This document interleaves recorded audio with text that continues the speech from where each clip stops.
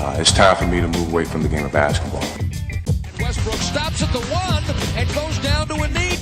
Bitter labor dispute caused the cancellation of the playoffs. You don't know when he's going to be back. Two really serious concussions.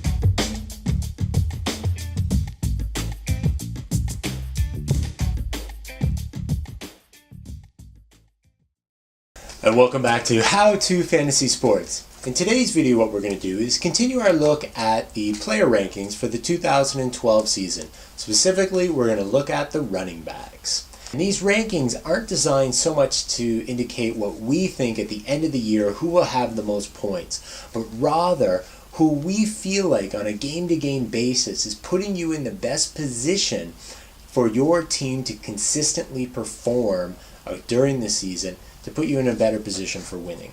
Alright, our top 3 running backs are fairly consistent with some of the other rankings that you'll see out there. Number 1, Arian Foster. Number 2, Ray Rice. And number 3, LeSean McCoy. We're not worried about Ben Tate taking away anything from Arian Foster. When they were both healthy in the lineup last year, Arian Foster still got his touches first and foremost. We don't think we've seen the best from Ray Rice yet. Could this be the season that he gets to number 1? Maybe. It's possible. If you want to rank him there, if you like him more than Arian Foster, either way you'll be just fine. And then LeSean McCoy, he doesn't get any higher than number 3. We actually think his touchdown total is going to be very hard to duplicate, so I wouldn't draft him on that, but he's a very reliable number 3 option in terms of running backs. Now after those top 3, it does get a little bit more difficult, but there are still a lot of great options out there for you.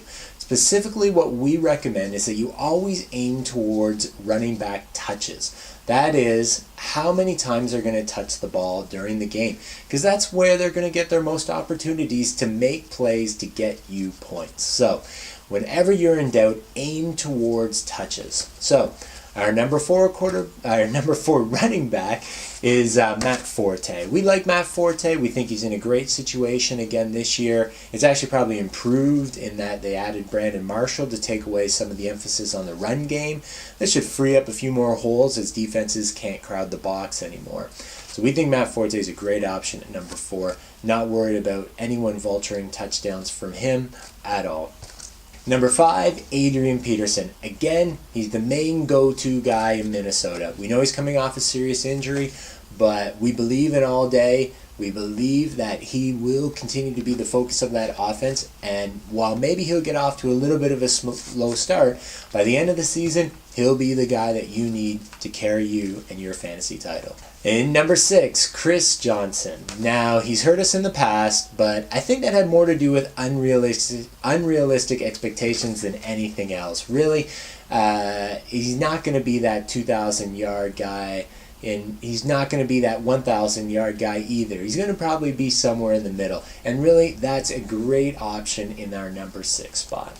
Number 7, Maurice Jones-Drew. We just don't like this contract situation. If this didn't happen, he probably would have been number 4, but as long as this contract situation is holding on, he continues to drop in our rankings. In number 8, Fred Jackson. We like Fred Jackson. We like the setup that he's got on Buffalo. We're not worried about C.J. Spiller, who did perform well in relief of Fred Jackson when he went down with injury last year. But I think the coaching staff still has a lot of confidence in Fred Jackson, and they'll make sure that he gets his touches first and foremost before they worry about adding C.J. Spiller into the mix. And rounding out the top 12 running backs is number 9, DeMarco Murray, number 10, Steven Jackson, number 11, Marshawn Lynch, and number 12, Darren Sproles. We like these guys. They all are featured prominently in their offenses. They get a lot of touches, and that's really the best that you can hope for with taking an RB1 for your team. Getting a lot of touches, getting a lot of opportunities to make plays, get points, and be useful for your fantasy football team. And so from those top 12, the players that we really like, Adrian Peterson, Fred Jackson, Steven Jackson, we think they're being drafted a little bit too low for what value they're more likely to return during the season. So I think if you can get them where they're being drafted at right now, you're going to get a lot of value out of those picks.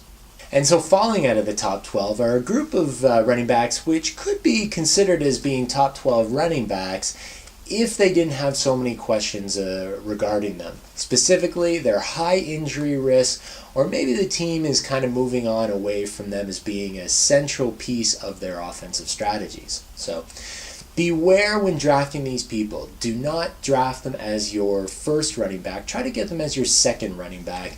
And then also make sure that you get their backup as well, as their backup is just as likely to perform well during the season as these guys are going to perform during the season.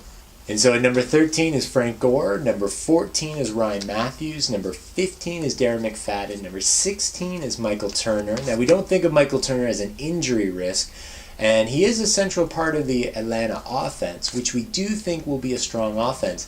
It's just that over the last 2 years, he has slowed down come playoff time, and that is just a troubling trend that you probably want to stay away from.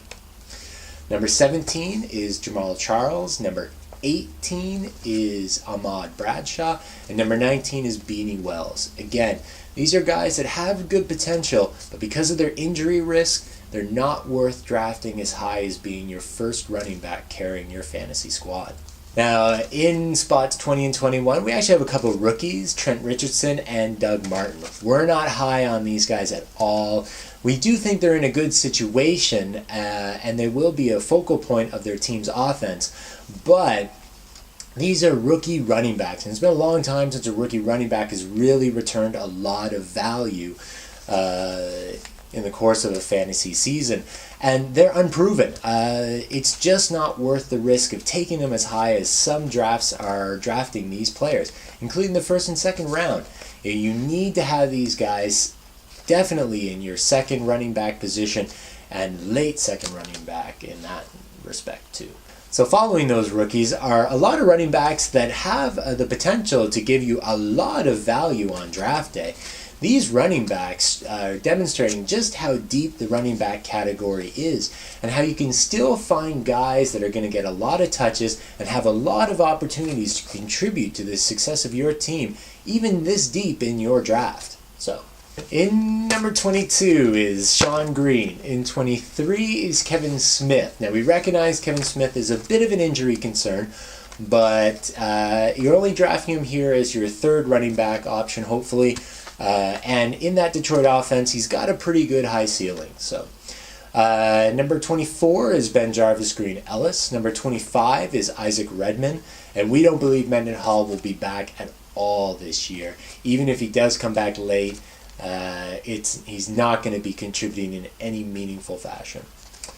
Number 26 is Willis McGahee. Number 27 is Stephen Ridley. And number 28 is Donald Brown. And so then it's only at this point, number 29, that we even consider taking on a Washington Redskin running back. This situation is just getting more and more muddled every day. Best to avoid it. Especially when at number 30, you've got such a great upside in number 30, Cedric Benson. We think that there's a chance that he'll most likely be starting in week 1 in Green Bay. And any running back that's getting runs in Green Bay is definitely worth fantasy consideration. And so after that, we start entering into the backup running back territory. Now, these backup running backs still have a lot of value in fantasy. You're not just sitting around waiting for the starter to go down before you start using these backups. These backups can contribute and can contribute right away. So, in number 31, we have Ben Tate. Number 32, Peyton Hillis. Number 33 is Reggie Bush. Number 35 is LeGarrette Blount. Number 36 is CJ Spiller. Number 37 is any Carolina running back. I know we took a while to get to them, but we just don't know how these guys are going to be utilized, especially with the addition of Mike Tolbert, that it's just not worthwhile to take on any Carolina running back any earlier in your draft. After that, we've got Pierre Thomas, and rounding it out is David Wilson. So now ranking running backs after this is a little bit difficult, only in that they're really more dependent on the opportunities that they get. They're not going to be fantasy useful right now, but in the future, during the course of the season, they have the likelihood of becoming relevant thanks to injuries to their starters. So you're drafting these guys as bench roles on your team on the upside that once the starter goes down, they'll be an excellent contributor to your fantasy squad. So we're talking about players like Jesquez Rogers, Ryan Williams, we're talking about Montario Hardesty, the backup running backs on the Chargers, Ronnie Brown maybe, or Oakland, such as Tywin Jones or Mike Goodson. We need a little more clarity on that situation. These types of players are great to draft because they can return a higher value when their starters will probably inevitably go down for at least a game or two or more during the course of the season. So that's back rankings for the 2012 fantasy football season. We hope you found some useful information here and enjoyed watching this video. If you have any questions, send us an email at question@howtofantasysports.com. Otherwise, stay tuned for more rankings. Thank you.